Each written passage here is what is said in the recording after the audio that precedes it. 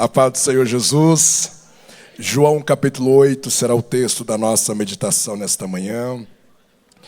Muito obrigado ao meu presidente, pastor Newton, pastor Sérgio, pastor Ezequiel e toda a diretoria por confiar essa oportunidade. E o meu desejo é que nessa manhã tudo aquilo que Ele preparou para fazer, que possa suceder em seu coração. João capítulo 8, a partir do versículo 1.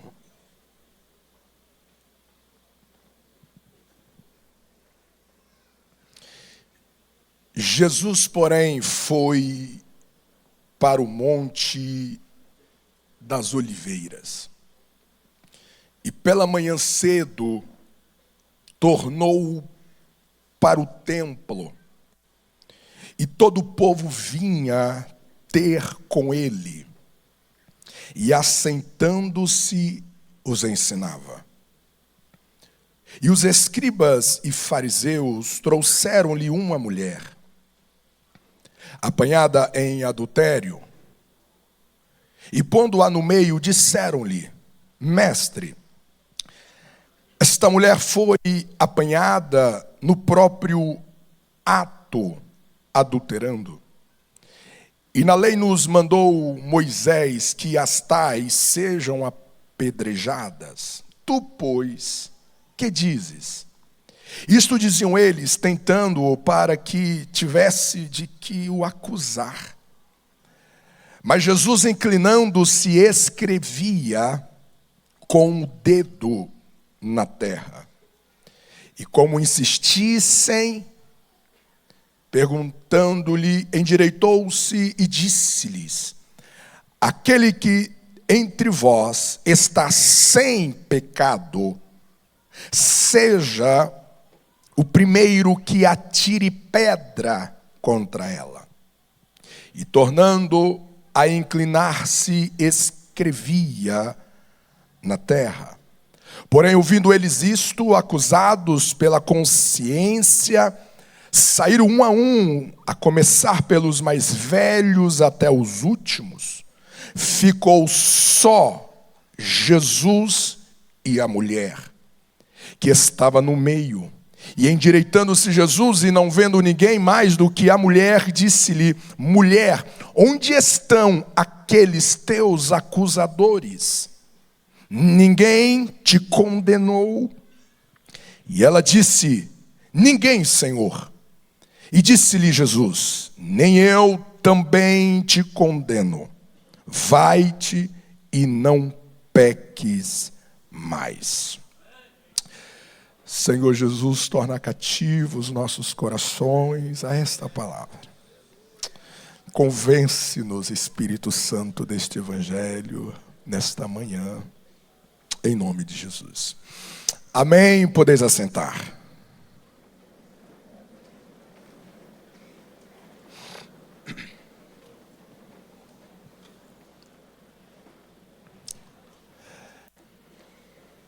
Essa manhã, eu quero refletir sobre os bastidores de uma redenção. Os bastidores de uma redenção e as suas implicações para o nosso ministério e as suas implicações para a nossa liderança e as suas implicações para a nossa vida quanto família.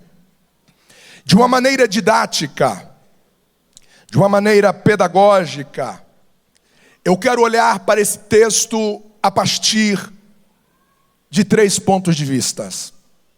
O primeiro ponto de vista será a partir dos religiosos, escribas e fariseus. O segundo ponto de vista é a partir dessa mulher que é pega, que é flagrada. Nesses 2 primeiros pontos nós receberemos advertências, conselhos. E o terceiro ponto de vista, o próprio Cristo E nesse ponto nós seremos consolados, edificados, confortados por tudo aquilo que nós podemos aprender a partir de Cristo. Este é um cenário que acontece em uma igreja. Este é um cenário que acontece dentro de um culto, que são contextos, que são ambientes familiares a todos nós. Todos nós convivemos em cultos, todos nós convivemos em resoluções de problemas, todos nós convivemos neste ambiente, neste cenário. E quando nós olhamos a partir da ótica desses religiosos, que por sinal eram líderes, em certo sentido nós podemos dizer que eram obreiros na nossa linguagem eclesiástica. Em certo sentido nós podemos até dizer que eles eram como se fossem pastores, porque eram líderes. Eram homens que estavam inseridos na vida religiosa de toda a nação. E quando nós enxergamos no texto a primeira intervenção, os religiosos, esses líderes, esses obreiros, eles iniciam o cenário, a narrativa que foi descrita a nós, trazendo uma mulher que foi flagrada, que foi apanhada em um ato de pecado. Quando nós olhamos para o comportamento desses homens, nós ligeiramente podemos consentir que os maiores danos que a igreja sofre não são com os de fora. Os maiores prejuízos que a igreja vai sendo afetada não é a partir daqueles que estão externamente a nós. Às vezes nós achamos que os nossos maiores danificadores da igreja consiste naqueles que não têm nenhuma afeição por igreja, pela religião, por Cristo. Achamos que os nossos maiores desafios serão com os resistentes ao evangelho. Só que todas essas realidades encontram-se fora das portas, ou pro lado de fora das portas da nossa igreja. Todas essas resistências encontram-se na sociedade, nas suas políticas, nas suas ideologias. Mas quem está produzindo um montim, quem está idealizando uma conspiração, quem está agindo de uma maneira maquiavélica, quem está agindo de uma maneira maligna, não eram os de fora. Não era Herodes, não foi Pilatos. Quem está protagonizando aqui cenas, atitudes e ações comprometedoras são os obreiros, são os religiosos, são os líderes, que por sinal deveriam ser a referência.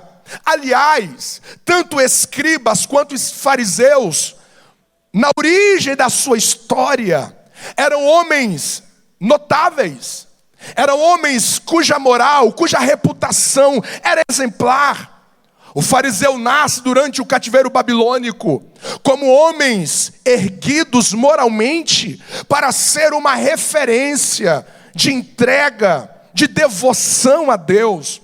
Os escribas eram aqueles únicos que tinham acesso à Torá, à compilação dos registros sagrados. Esses homens, ao entrar em contato com aquilo que este povo tinha de mais sagrados, que era a lei, foi ganhando autoridade religiosa, foi ganhando reputação de alguém que exercia um privilégio muito ímpar entre o povo. No entanto, essas duas classes nos dias de Jesus estão completamente danificados, corrompidos. Essas duas classes estão totalmente pobres por dentro, estão com as suas identidades corroídas.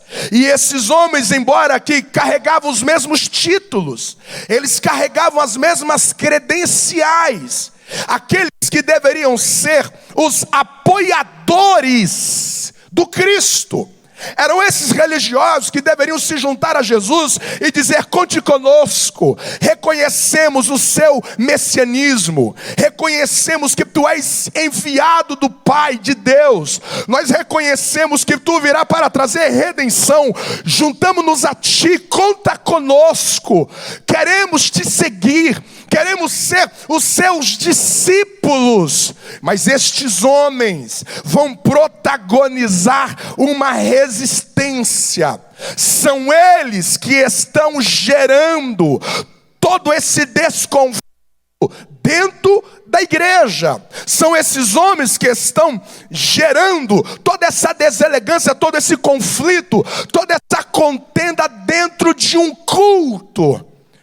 Os maiores danos que a igreja pode sofrer não são com os de fora, são com os de dentro.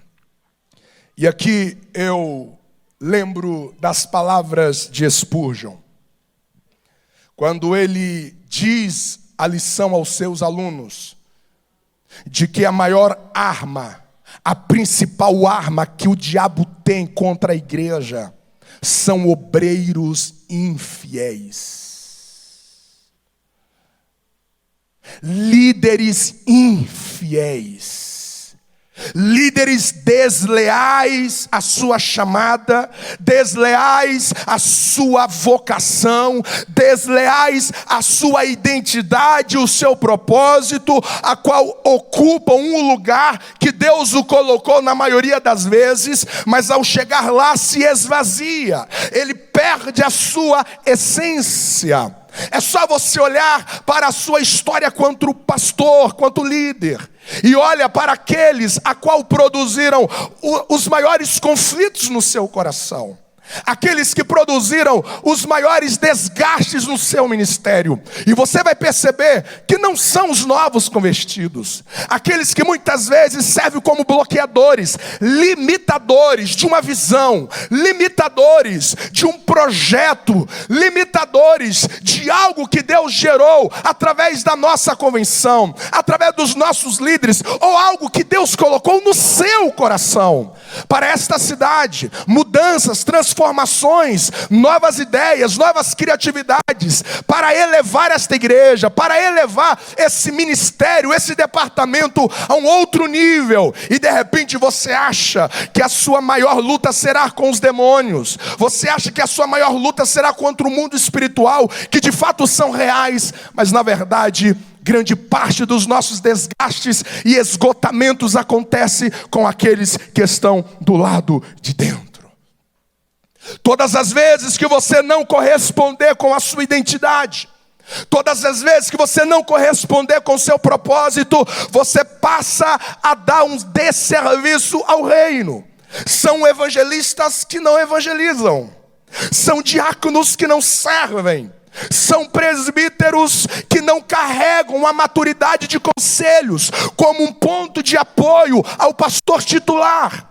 São obreiros que carregam uma credencial, mas a sua infidelidade, a sua identidade, a qual ele carrega e defende, começa a causar os maiores danos a esta igreja.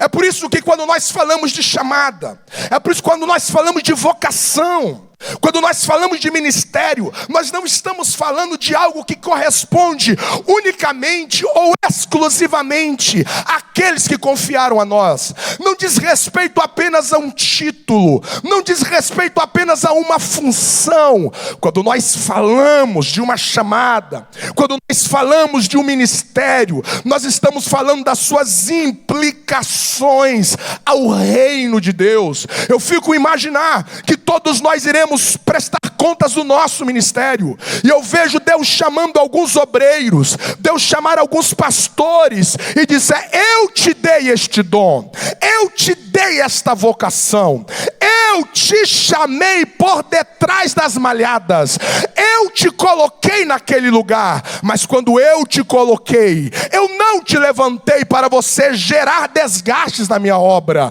eu não não te escolhi para você ser resistência de um novo que eu queria implantar naquele lugar. Eu não te levantei para você conspirar contra aqueles que estavam na minha vontade. Eu não te escolhi para desbotar, para desidratar aquela igreja, aquele departamento, aquele ministério. Eu não te levantei para você ser um limitador, um bloqueador, um peso para aqueles que estavam na direção da minha obra. Eu te levantei para que você fosse um instrumento de leveza, de refrigério. Eu te levantei, não foi para piorar. Eu te levantei como aquele que carrega uma sabedoria e autoridade do meu espírito para resolver problemas. Ei, Tito, eu te coloquei em Creta para colocar em ordem o caos que estava lá, e não para trazer caos à ordem que já estava lá. Eu te chamei, não foi para causar danos ao meu reino. Eu te chamei para você trazer grandes frutos para a minha glória.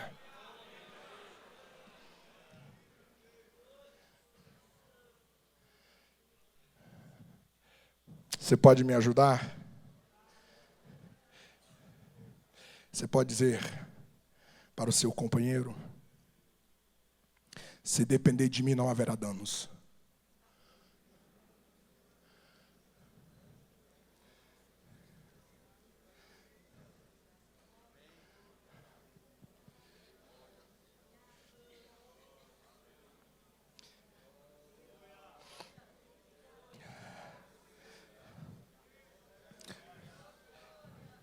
Muitas vezes,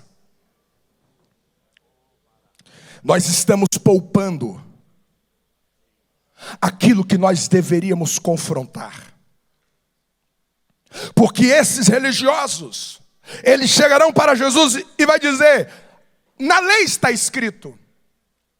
Na lei está escrito que, ao serem flagrados em um ato de adultério, olha o que o texto diz: as tais. Eles utilizam plural. E os senhores são sabedores que eles estão bocoitando, eles estão escondendo, eles estão poupando o homem da cena do adultério. Mas eles não deveriam poupar o homem, eles não deveriam esconder aquele homem. Mas percebe que muitas vezes nós somos parciais. Existem apenas algumas coisas em que nós trazemos à luz. Existem apenas algumas coisas em que nós tratamos no nosso coração. Existem apenas algumas coisas em que nós tratamos na igreja. Existem apenas algumas coisas em que nós tratamos na liderança. E muitas vezes, inclusive pessoas, liderados, a qual nós deveríamos chamar à mesa. Nós deveríamos lançar luz sobre as suas atitudes, sobre as suas motivações. Mas não, nós parcializamos os nossos enfrentamentos e os nossos confrontos e começamos a palpar aquilo que nós deveríamos confrontar, aquilo que nós deveríamos lidar nos olhos. E eu quero pensar primeiramente isso do lado de dentro. Eu quero que você pense sobre o seu coração. Quantas coisas que estão dentro de você, dentro de mim, dentro de nós, a qual nós estamos escondendo, a qual nós estamos poupando, a qual nós estamos arquivando, que na verdade nós deveríamos desengavetar, que na verdade nós deveríamos trazer isso afora, nós deveríamos colocar isso do lado externo, sobre a mesa, sobre a luz de uma cura. Quantas feridas que estão dentro do coração de um líder, de um pastor, que há muito tempo ele não trata, ele está poupando tampando essa ferida. Foi uma traição no ministério que recebeu. Foi um desapontamento de um liderado. Foi exatamente uma grande frustração, uma injustiça aos seus próprios olhos. E essa ferida vai causando uma sangria no coração, na alma, no ministério. E este homem, esta mulher, é mudado de campo, é mudado de departamento, de congregação. E aquela ferida não foi tratada. Aquela ferida não foi lidada como deveria. E o que ele pensou que o tempo iria sarar, na verdade, o tempo apenas infeccionou. Porque existem feridas que o tempo não sara. Existem feridas que o tempo apenas infecciona. E muitas vezes nós estamos poupando feridas que nós deveríamos espremer aquele pus para sair a infecção, para sair aquela inflamação. Nós deveríamos enfrentar isso. Nós deveríamos chamar pelos seus próprios nomes, mas nós poupamos essas feridas. Ou às vezes são hábitos, ou às vezes são mágoas, ou às vezes são pensamentos, esgotamento. Quantas vezes você, obreiro líder, está mascarando o esgotamento, está mascarando uma depressão ministerial, está mascarando uma depressão. Quando nós estudamos sobre a psique humana, o comportamento humano, nós aprendemos o que chama-se de depressão funcional. De repente, quando você pensa sobre depressão, você imagina alguém sobre uma cama, que não quer levantar, que não tem nenhuma disposição. Alguém que está lá dentro de um quarto escuro, que olha para você com aqueles olhos mortos, e você diz, aqui está um quadro emblemático de depressão.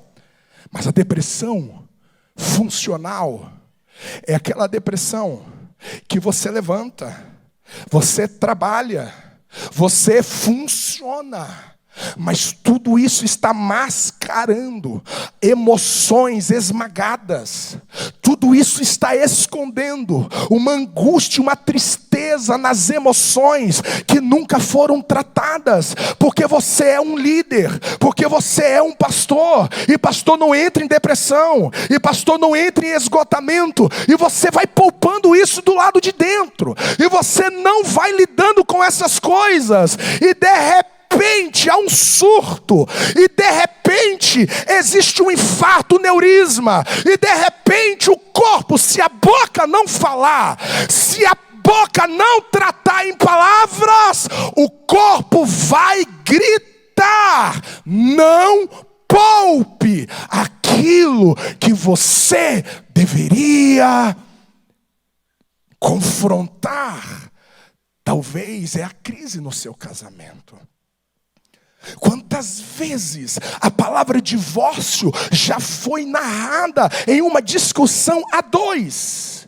Quantas vezes aquela frase já foi dita, se não fosse a igreja, se nós não perdêssemos tudo, porque não temos mais o que fazer, eu já me separaria.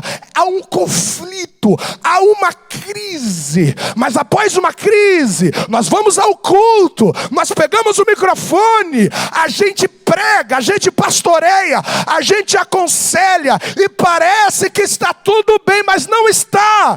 Não fomos tratados, não confrontamos essa crise, não confrontamos essa ferida, e à medida em que nós vamos poupando aquilo que deveríamos enfrentar, nós vamos adoecendo por dentro, nós vamos sendo desidratados, nós vamos sendo esgotados, e é por isso que muitas vezes não há mais brilho nos olhos, é por isso que muitas vezes não existe mais fascínio para servir, porque existem muitas coisas dentro deste coração que deveria ser confrontado. É uma visão, é um sentimento, é uma motivação. Não, essa motivação, essa narrativa não deveria estar nos meus lábios como pastor, como líder, como obreiro.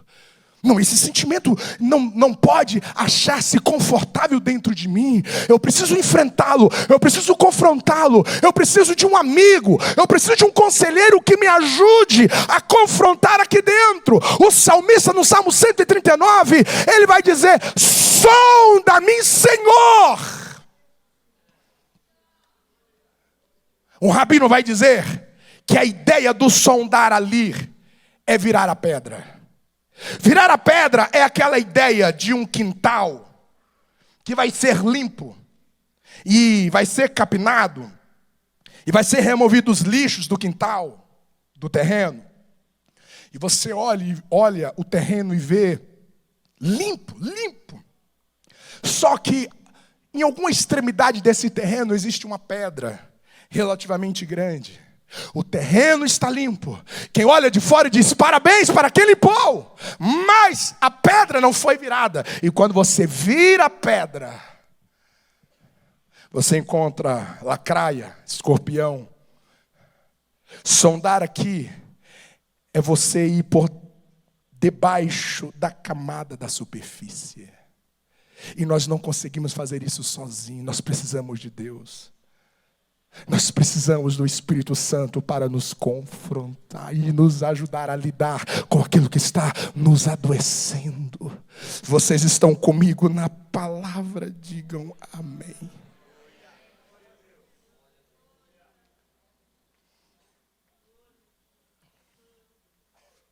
Olhe para esses religiosos e pasmem o quanto que nós podemos ser cruéis em nome da santidade. Olha para o texto e você vai ver que o álibi que esses religiosos vai usar é a santidade, é a lei de Moisés. Nós estamos aqui para cumprir uma lei. Nós estamos aqui no nome da santidade. E no nome da santidade, esses homens estão sendo cruéis. Em nome da santidade, esses homens estão carregando pedras. Permita-me fazer uma pergunta. A tua santidade te deixa mais misericordioso ou mais cruel?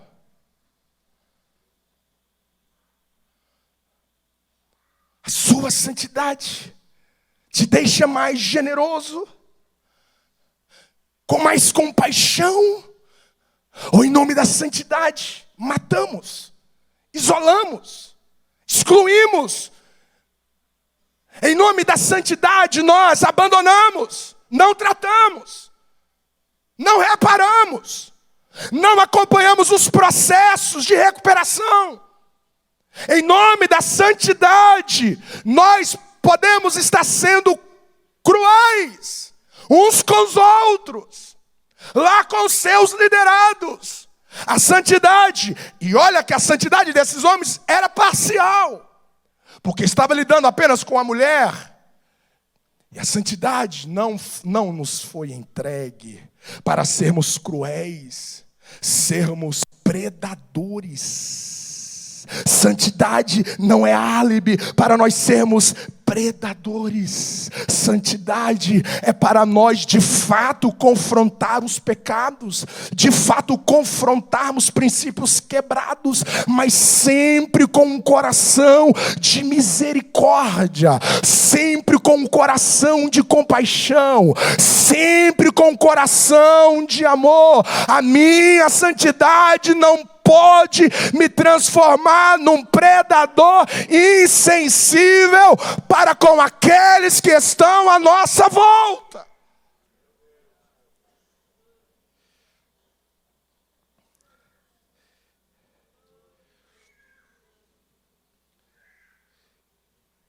Aquilo que você defende não pode te transformar num predador. Pastor Nilton, quando nós nos reunimos todas as segundas-feiras entre pastores integrados, sempre em determinados assuntos, Pastor Nilton nos lembra: não vamos ser medos e persas. Vamos olhar com carinho para cada situação. Isso não quer dizer que nós vamos flexibilizar para pecado. Pecado é pecado.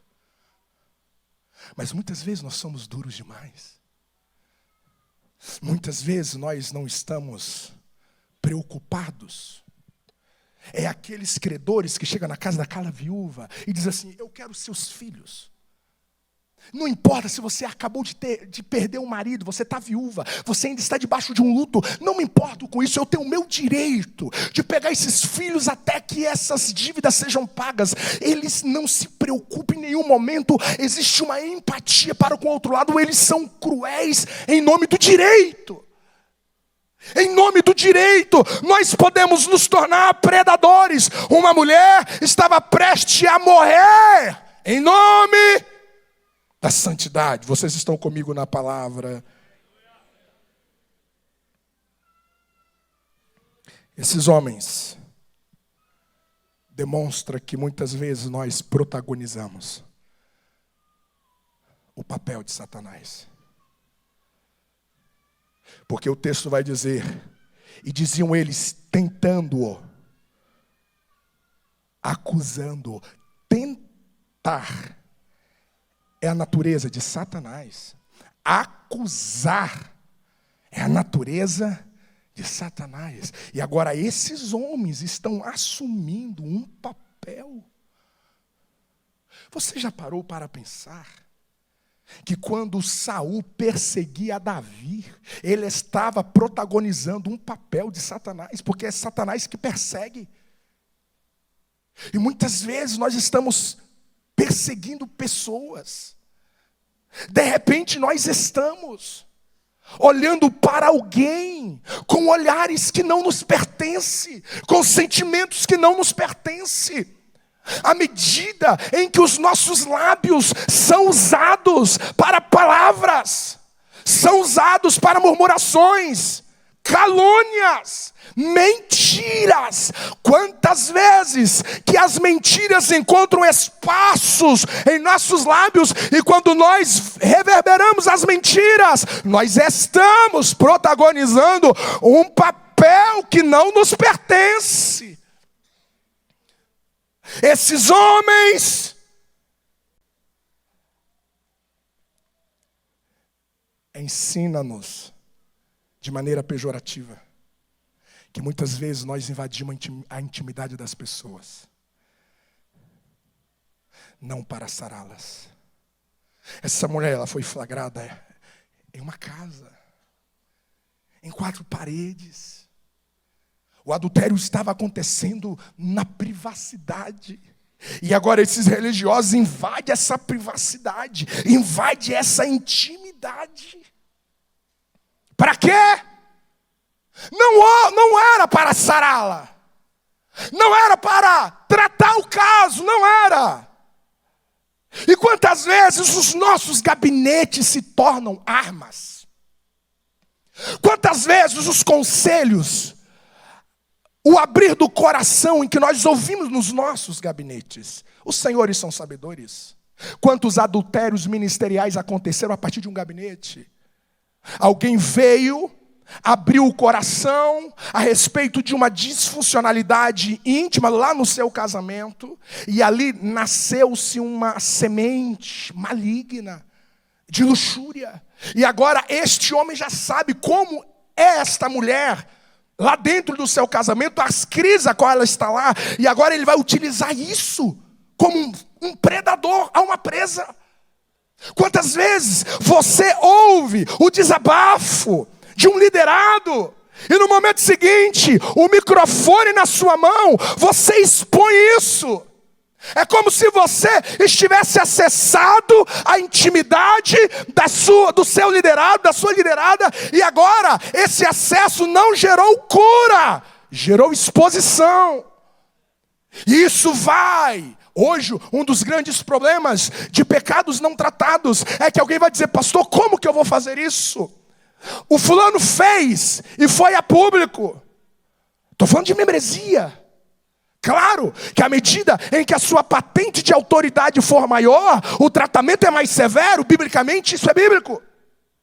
Mas o fato é que você não pode acessar a intimidade das pessoas para feri-las. Você não pode ter acesso às crises. Você não pode ter acesso aos problemas para depois usar isso como uma arma, para usar isso como um cancelamento. Conheço, não vou acreditar, não vou investir, porque eu ouvi. Ei, nós obreiros temos acesso às pessoas, nós temos acesso às famílias, nós temos acesso aos casamentos. Você não pode acessar a intimidade de ninguém para transformar isso em uma arma posteriormente. Vocês estão entendendo a palavra? Diga amém. Não se promove a partir dos erros de alguém. Esses homens utilizaram o erro dessa mulher para usá-la. Utilizou o pecado dessa mulher para um outro fim. Essa mulher se tornou uma manobra na mão deles, uma marionete. Não. O erro do companheiro não pode gerar no meu coração uma alegria. Agora vai vagar um espaço para eu entrar. Agora vai vagar uma cadeira para eu sentar. Os erros do outro não pode se tornar o meu lucro. Nós já somos sabedores que nós, quanto ministérios, se um se perde, se um falha, se um cai, todos nós sofremos. Não tem a ver com individualidade. Paulo vai dizer que se um membro padece, todo o corpo padece. Eu jamais posso utilizar o erro do outro como um subsídio para eu lucrar. Não! O pecado do meu próximo, o erro do meu próximo não é negócio para eu lucrar. Em último lugar, esses homens nos dizem que às vezes nós insistimos com aquilo que nós deveríamos retroceder. Porque o texto vai dizer, e insistindo eles, fariseu, escriba, não pare. Retroceda, não avance. Vocês não estão vendo que vocês estão cometendo uma loucura. Mas não, às vezes nós insistimos. Alguém já nos avisou, alguém já nos aconselhou, alguém disse esse não é o caminho. Você precisa dar um passo atrás, você precisa se retratar, você precisa consertar isso. Mas às vezes as nossas teimosias nos faz permanecer com aquilo que nós deveríamos voltar atrás. Não é feio um líder chegar diante da igreja e dizer, eu errei, me perdoe. Mas às vezes o nosso orgulho, às vezes a dureza do nosso coração nos faz insistir naquilo que deveríamos retroceder. E de repente aquilo que está às nossas mãos vão se perdendo. Porque a minha teimosia, a minha dureza, a esposa fala, ou o marido fala. Você precisa avançar nisso, você precisa melhorar naquilo, mas vai insistindo. Quantos ministérios que se dissolveram, porque este marido olhou para essa esposa e disse, olha, essa sua posição está me prejudicando, esse seu isolamento com o rebanho está comprometendo o meu pastoreio, e falou uma vez, duas vezes, 1 ano, 2 anos, 10 anos, 20 anos, até que quebrou-se o ministério, ou vice-versa. Essa mulher fala para esse marido, você precisa ceder mais, você precisa abrir mão mais. Mas a dureza de ambos vai petrificando as flexibilidades necessárias de todos nós, e nós insistimos com aquilo que nós deveríamos retroceder. Será que hoje nessa convenção o Espírito não está gritando no seu coração dizendo, pare, dá meia volta. Esse estilo que você está adotando, esse modo de lidar com o meu reino, com a minha obra, com a sua própria família, atropelando aniversário de casamento, atropelando aniversário de filhos, desidratando a casa em prol da obra. Sério que você acha que isso é o ideal? Pare, retroceda, desacelere. O Espírito Santo está dizendo a alguém aqui nesta manhã: não insiste naquilo que está tornando seus pés escorregadios.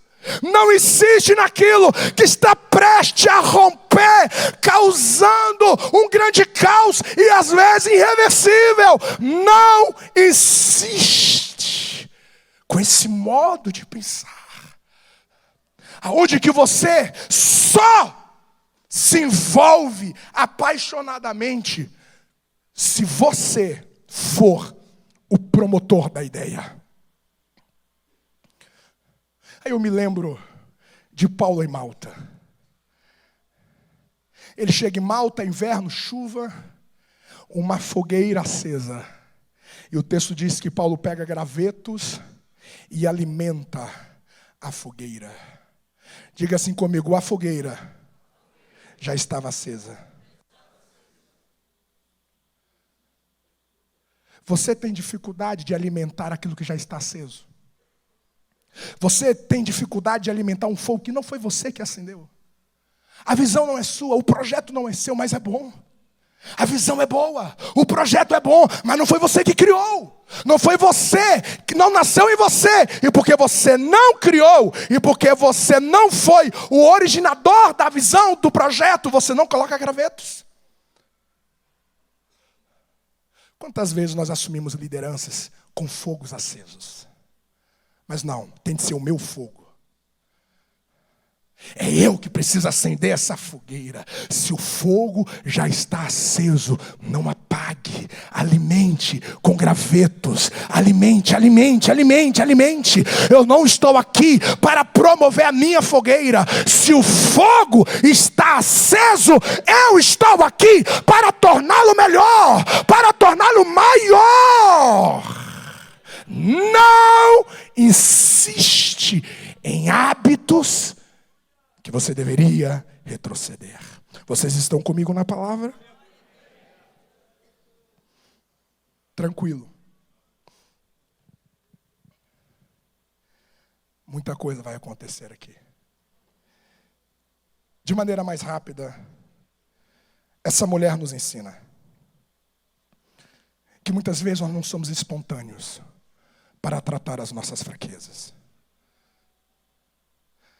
Essa mulher não foi voluntariamente dizendo: olha, eu não consigo lidar com a minha sexualidade, eu sou uma pecadora, me ajude. Não.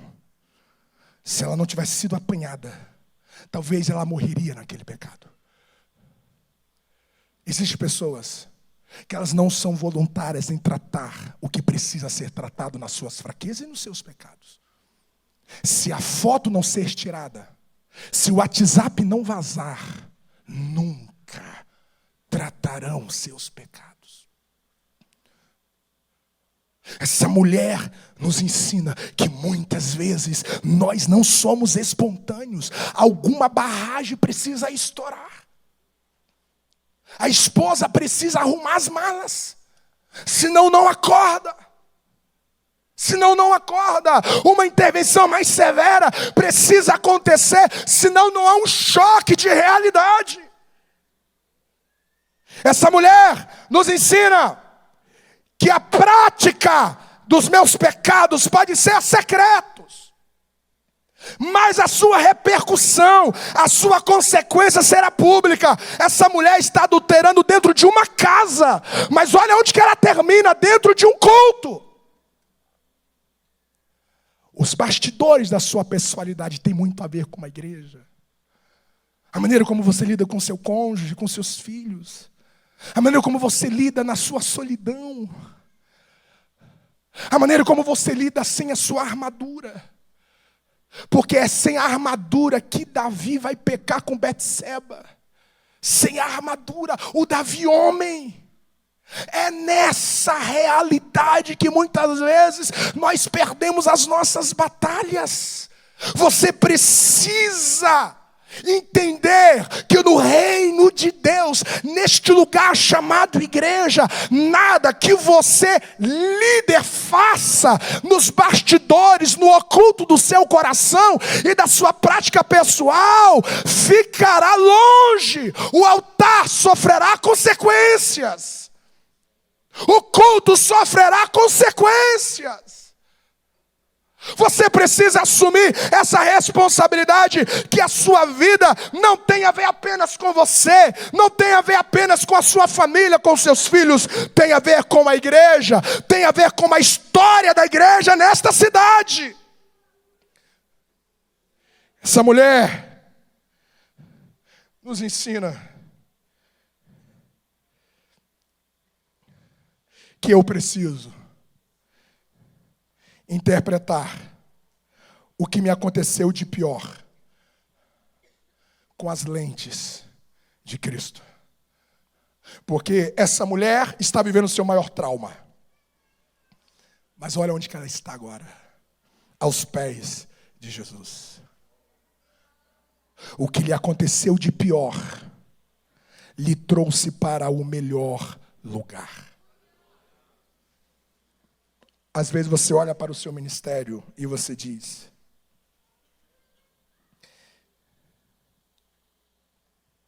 eu estou no meu pior lugar.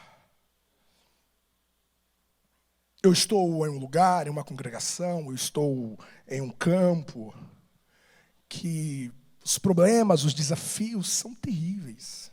Eu estou vivendo os piores desafios do meu ministério. E talvez você está julgando dizendo: aqui é o meu pior. Eu venho te dizer que o que você está chamando de pior há de se transformar na sua melhor experiência da sua chamada. Eu estou aqui para dizer que o seu pior vai elevar o seu ministério, vai elevar a sua intimidade. O que você vai experienciar, o que você vai experimentar nesse seu pior, nesse lugar sem conforto e com grandes desafios, vai reservar para você a sua maior experiência com a graça. Você crê nesta palavra? Diga: eu creio. Eu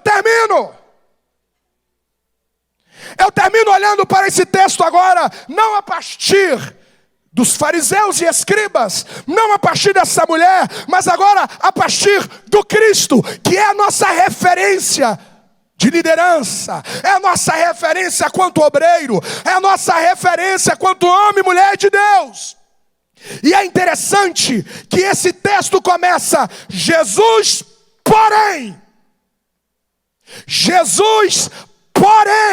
foi para o Monte das Oliveiras. A palavra porém é uma adversativa, ela vem para contrapor, ela vem para mudar o fluxo. Se aquilo que vem antes é positivo, depois do porém será negativo. Se o que antes é positivo, o posterior será negativo. E eu preciso perguntar: o que aconteceu antes? E versículos antes, a gente aprende que uma conspiração foi feita dentro do templo para prender Jesus. E há uma confusão, há uma contenda querendo prender Jesus dentro do templo. E depois dessa conspiração, e depois dessa problemática, depois dessa contenda, a Bíblia diz no versículo 53: e cada um foi para a sua casa.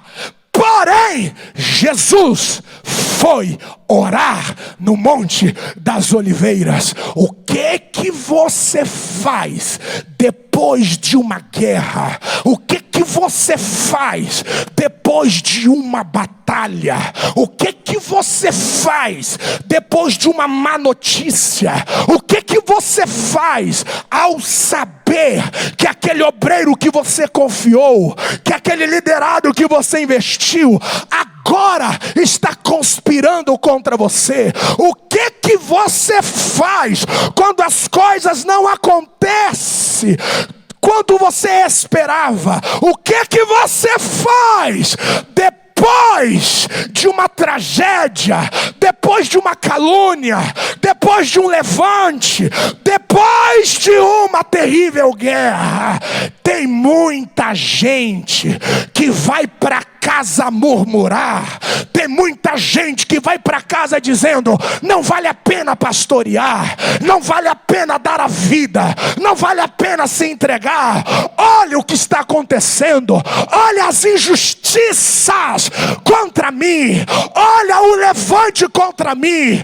Eu estou dando o meu melhor, eu estou dando a minha excelência, mas olha o que eu estou recebendo em troca. E tem muita gente que vai para casa murmurar, envenena o coração da esposa, envenena o coração dos filhos, envenena amigos com a sua murmuração e com a sua lamentação, ou com seu vitimismo. Jesus, porém, foi orar. O melhor lugar depois de uma calúnia, o melhor lugar depois de uma perda, o melhor lugar depois de uma traição é passar a noite no secreto, clamando aquele que te vê, clamando aquele que te assiste.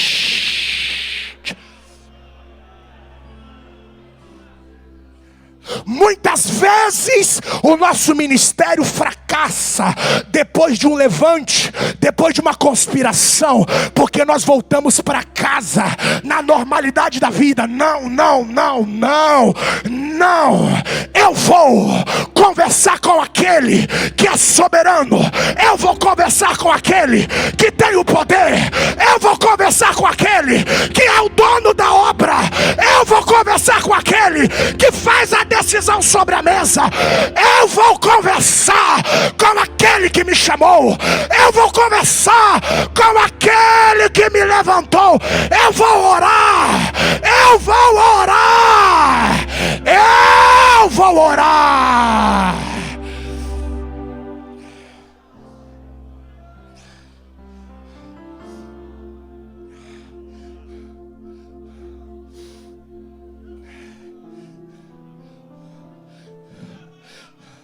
Ô Silas, tá doendo demais, Paulo.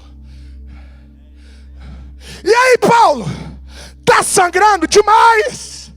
Mas, ô Paulo, o que nós fizemos? A gente só pregou o evangelho. O que nós fizemos? Nós fomos enviados para essa cidade, nós fomos empossados nessa igreja. Foi Deus que nos colocou aqui, Silas. Foi Deus que nos colocou aqui, Paulo. Mas, e esses açoites aqui? E essas resistências que está abrindo feridas em nós, Silas? Ei, Paulo, e este povo que está no jogo, nós chegamos aqui ontem e já está nos tratando dessa maneira. E quando Paulo e Silas estavam no fundo daquela prisão, eles não esperaram uma semana, eles não esperaram um mês. No momento seguinte, o Silas, a melhor resposta que nós podemos dar às feridas injustas que estão fazendo em nós, a melhor resposta que nós podemos dar àqueles que estão se levantando contra nós, é abrir a nossa boca, não para dizer que somos coitados, não para dizer que não merecia estar passando isso. Vamos abrir a boca para adorar, para adorar, para adorar. Eu vou cantar o músico além de Olovúcia, eu vou cantar o hino novo, eu vou cantar um cântico novo. Silas, nós vamos orar, porém nós vamos orar. E enquanto Paulo e Silas oravam, e quando Paulo e Silas adoravam,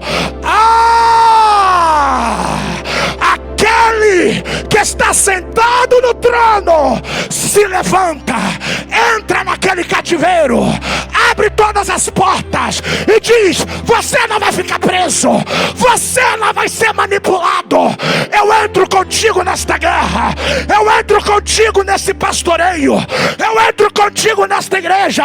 Vai cair corrente, vai cair algema, vai cair manipulação, vai cair. Quem crê nesta palavra, levante a mão e dê um brado de glória.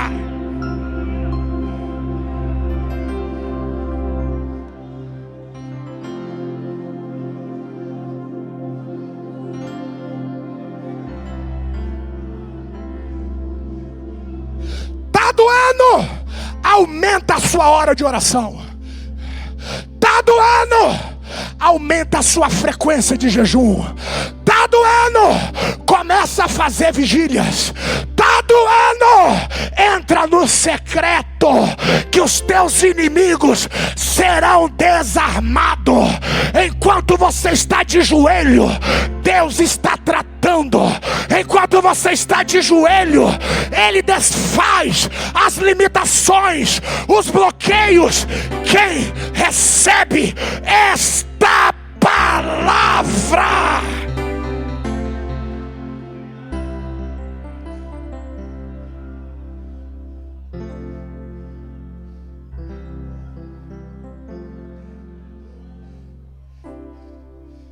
Caiu emôncia. Alaiamuria calaiaça. Alamaia calamaia. Ou a gente crê no poder da oração, ou a gente crê que uma noite de oração muda muitas coisas, ou nós vamos voltar para casa com o coração azedo, lamentando com o nosso vitimismo e com as nossas injustiças sofridas. Porém, Jesus foi ao monte orar. Porém, eu vou orar.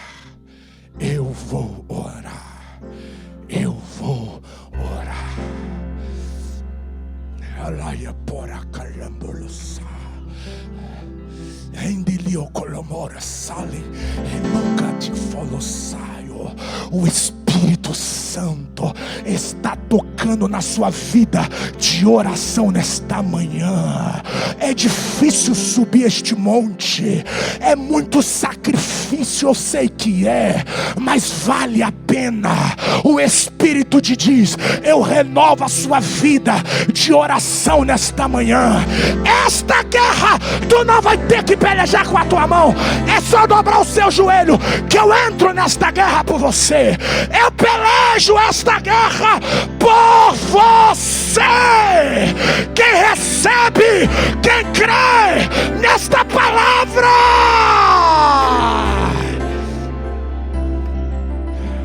você pode dizer ao seu companheiro em fé, em confiança, diga: aconteça o que acontecer, vai orar, vai orar, vai orar, vai orar, vai orar, vai orar que o fogo volta, vai orar que a salvação volta, vai orar que vai ter batismo, vai orar que vai ter cura, vai orar que vai ter batismo com o Espírito Santo, vai orar que o macumbeiro vai se converter, vai orar que a boca de drogas vai fechar, vai orar que vai ter um novo tempo para aquela cidade.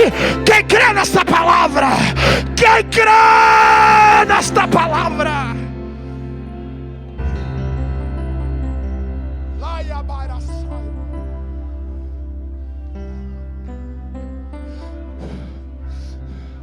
Agora eu entendo que não era sobre a mulher. Eles pegaram uma mulher, mas o alvo não é a mulher. O diabo quer te apanhar, mas o alvo não é você. O alvo é a igreja. O alvo é o reino. Porque ele sabe que se ele te tirar de cena, olha o prejuízo que virá para esta cidade. A reputação da igreja nessa cidade vai para uma lata de lixo. Não é apenas você. Ele quer te tragar, porque se ele te tragar, o rebanho se dispersa. Se ele te tragar, os seus filhos se desviam e nunca mais voltam. Se ele te tragar, o reino de Deus é terrivelmente fraturado. É por isso que Jesus te deu o Espírito Santo. É por isso que Jesus diz: eu te protejo, eu te ajudo, eu não vou te deixar sozinho, eu não vou te deixar à deriva. O diabo quer te pegar, porque ele quer me atingir. Eu te protejo, porque o que eu vou fazer através de você vai acontecer.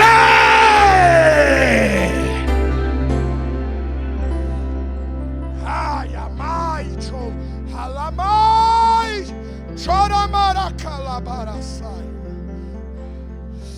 Você sente Deus nessa palavra? Você sente Deus nessa palavra? Essa mulher, Jesus, me ensina. E aqui eu já estou terminando.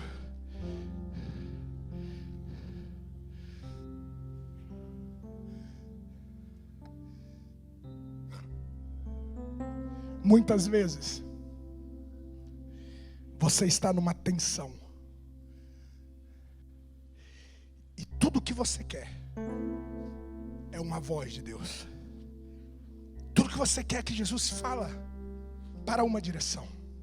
Você olha à sua volta e você vê muitas pedras levantadas. Aí vem Jesus e me ensina: santos não carregam pedras nas mãos.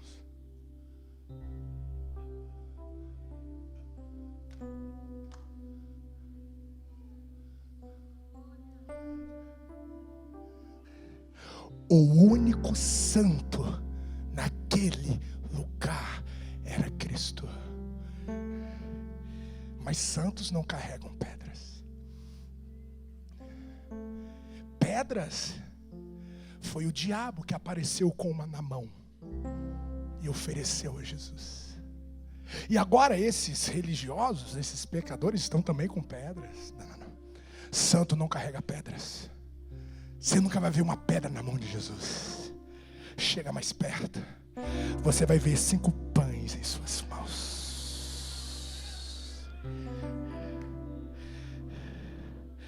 Na noite da ceia é o pão que ele pega nas mãos.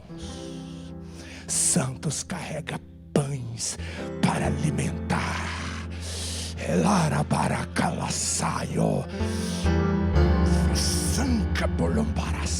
Tu vai sair dessa convenção com muitos pães para aquele rebanho. Você vai sair desta convenção com muitos alimentos para aquele povo. Quem crê nesta palavra? Jesus está em silêncio. Você não precisa responder todas as perguntas. Existem momentos que o teu silêncio é a melhor resposta. Jesus não respondeu nada no primeiro momento. Agora você imagina aquela mulher. Silêncio de Jesus e pedras apontadas. Às vezes, esse é o sentimento que você tem, debaixo de muitas pedras apontadas, e você fala: Jesus, fala comigo. Jesus, e agora eu fico, eu entrego, eu peço mudança. O que eu faço agora, Jesus? E o silêncio de Jesus. E é aqui que o diabo chega e diz: o silêncio dele é porque ele está inativo. O silêncio de Jesus é porque você está esquecido e abandonado. Mas olha o texto: quando Jesus está em silêncio, duas coisas acontecem. Ele se abaixa à altura da mulher.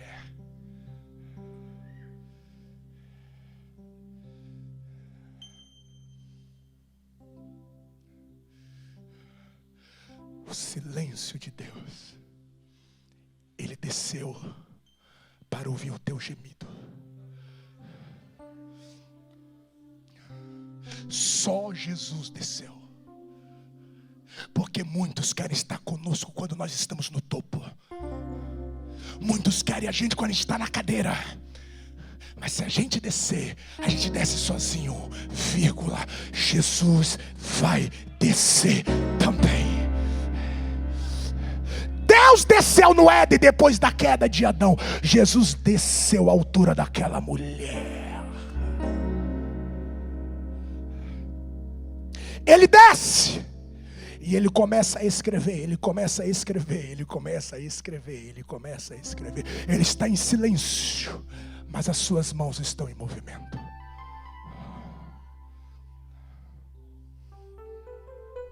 Haja luz e houve luz. Haja firmamento e houve firmamento. Haja animais e houve animais. Haja árvore frutífera segundo a sua espécie e houve árvores frutíferas segundo a sua espécie. Durante os 5 primeiros dias da criação, a criação recebe um som da boca de Deus. E quando ele abre a boca, o barulho acontece e tudo surge. Mas no 6º dia, Deus não fala nada.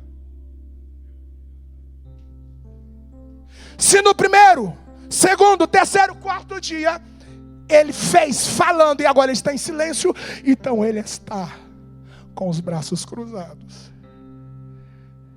Mas no silêncio do paraíso,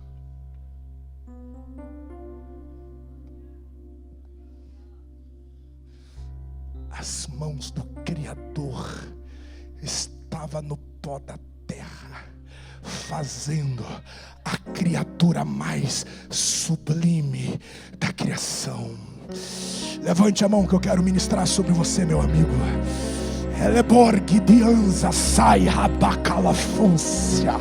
No silêncio do teu Deus, Ele não está com os braços cruzados, Ele não está com as mãos inativas. Neste teu silêncio, a mão de Deus está criando algo maior que vai romper o silêncio.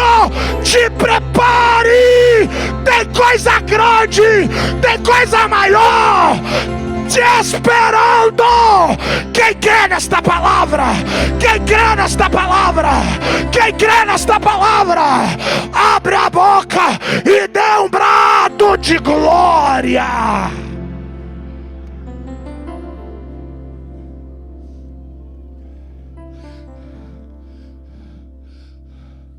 Jesus abaixa aquela mulher, e quando ele abre a boca,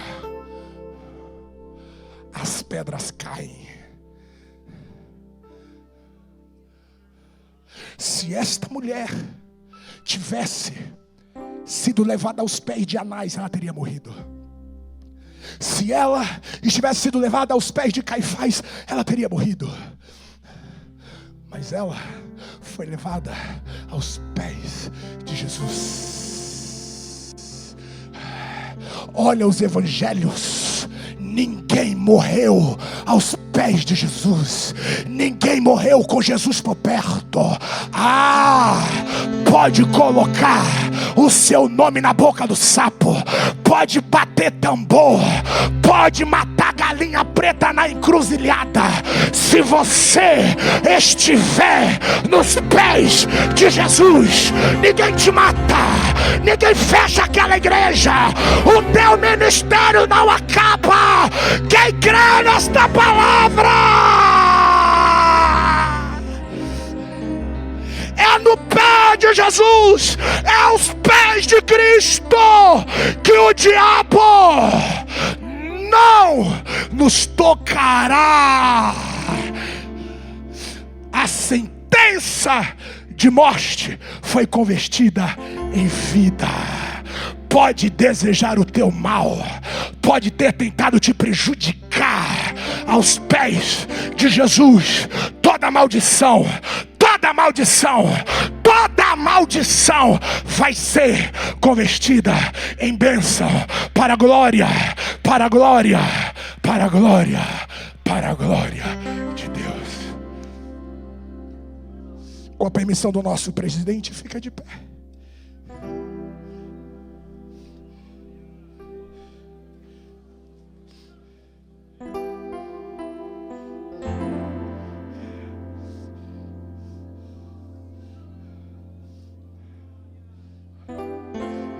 Diga ao seu coração: eu estou seguro aos pés de Jesus.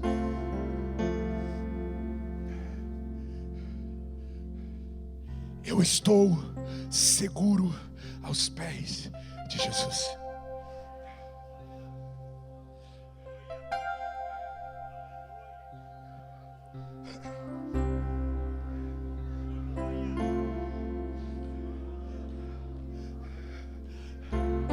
Olha o texto. Só ficou a mulher e Jesus. Todos se foram. Vai ter momento que vai ser só você e Jesus. Aquele que você achava que daria certo, se vai.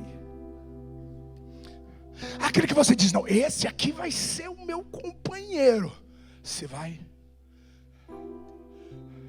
Não, agora eu fiz a minha equipe, se vai. Só ficou ela e Jesus. Eu cheguei nessa igreja, eu cheguei nesse departamento, eu cheguei nessa congregação, e não tem ninguém, só tem eu e Jesus. Se Jesus ficou com você,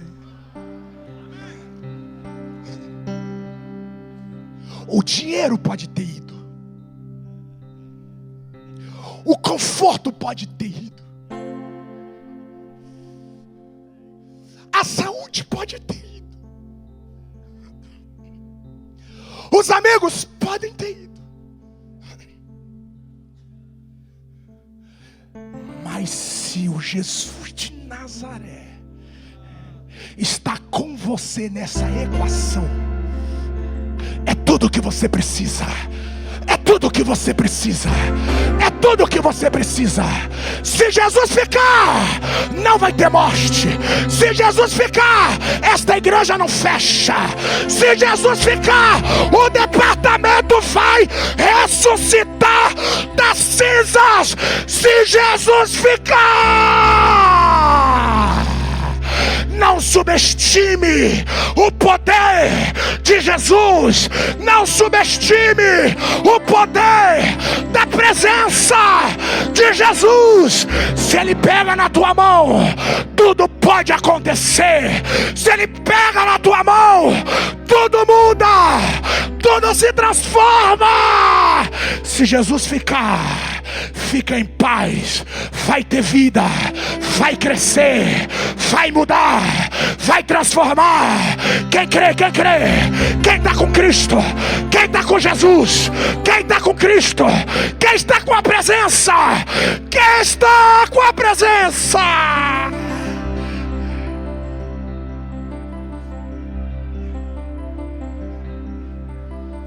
Não precisa ter músico, nem microfone. Se tu subir com Jesus naquele altar, se tu subir com Jesus naquele altar, pode plantar a igreja, pode abrir aquele ponto de culto. Se Jesus estiver lá, vai ter salvação, vai ter batismo, vai ter renovo, vai ter cura, vai ter libertação. Se Jesus permanecer, é tudo o que você precisa. É tudo o que você precisa. Quem está com Cristo, quem está com Cristo, quem está com Jesus, não subestime o poder de Cristo.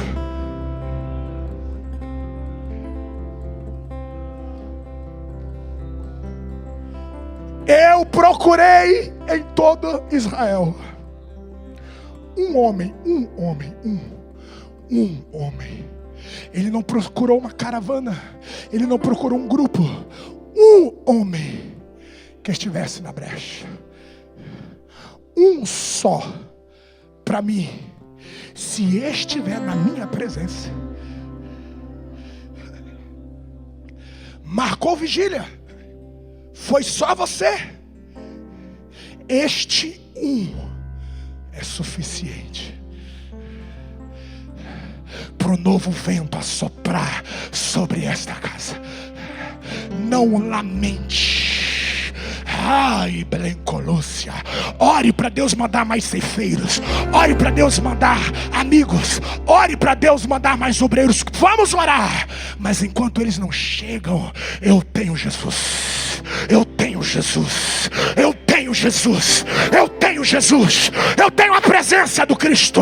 Eu tenho a companhia do Cristo. Eu tenho o socorro do Cristo. Eu tenho o refrigério do Cristo. Eu oro agora.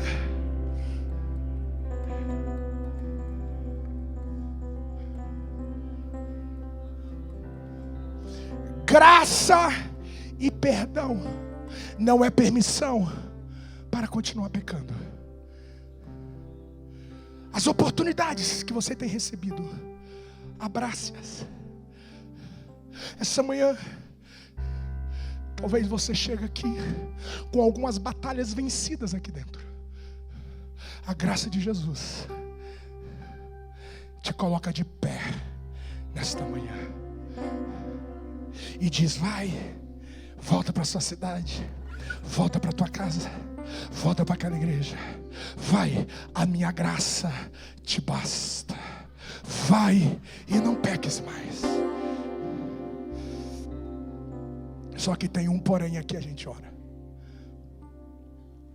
Essa mulher foi exposta no templo. Ela foi envergonhada no templo. Ela quase morreu no templo.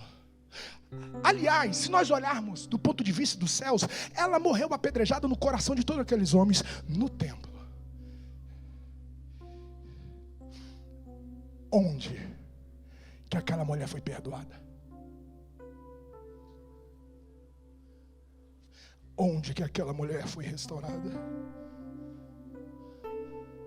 Onde que aquela mulher foi redimida? No mesmo lugar em que ela foi envergonhada e fracassada. E eu oro agora terminando. Muitos dos senhores ainda sangra a ferida daquela última igreja. Ainda sangra aquela ferida que você foi golpeado em algum momento do seu ministério. O segredo não é se tornar um desigrejado. O segredo não é você ficar desapontado e amargurado com o ministério e com o reino de Deus. Acontece. Olha para todos esses homens e todos os vossos aqui, amigos, todos nós temos cicatrizes. Mas eu venho te dizer, pode ser que você sofreu alguns machucados na igreja. Não abandone. Não desiste. Vai ser aqui que você vai ser sarado. Há um pastoreio de Deus para a tua vida lá naquele lugar, em que o bálsamo vai cicatrizar as suas feridas. Há um lugar de honra nesse ministério. Há um lugar de glória do Espírito Santo para a sua alma. Neste lugar, nesse rebanho. Não é na igreja que você vai morrer, não é no ministério que você vai ser sepultado. A última expressão da sua chamada, se Jesus estiver por perto, será de redenção, será de glória, será de dupla honra. Pegue Pegue na mão do seu companheiro e vamos orar.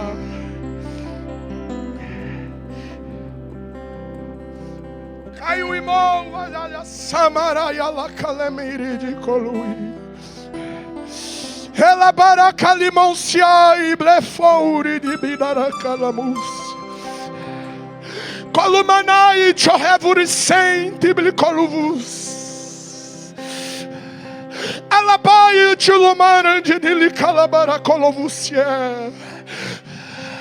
Eu te ergo com honra, com poder, com autoridade na minha casa, diz o Senhor. Esta manhã o bálsamo do Espírito está curando a tua ferida religiosa. Esta manhã o Espírito está estancando esta sangria.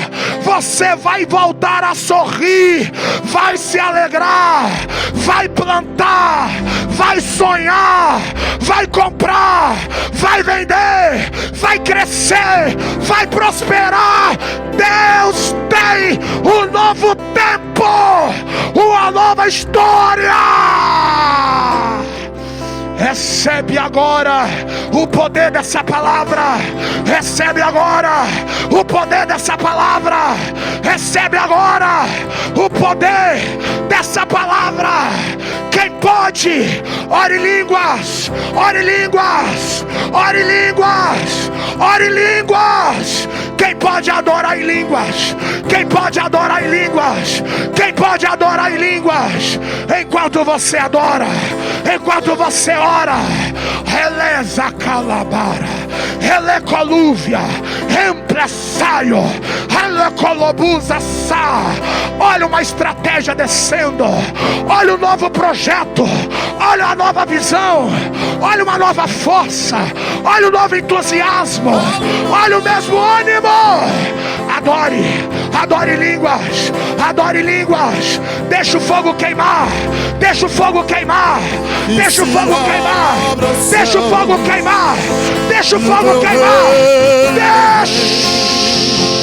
Nossa fé está no nosso Deus, que se abra os céus. Vai, obreiro! Levante a mão para adorar! Levante a mão para adorar! Que os céus fechados se abram, teu reino venha mover. A nossa fé e esperança estão em Deus, grande Deus. Que os céus fechados se abram, teu reino venha mover. A nossa fé e esperança estão em Deus, grande Deus. Que se abra os céus, Vai adorando! teu reino vem. Nossa fé está no nosso Deus, que se abra os céus, o teu reino vem. Nossa fé está no nosso Deus. Quantos podem dizer amém? Quantos creem nessa palavra, diga eu creio. Quantos creem na promessa dessa palavra, diga eu creio.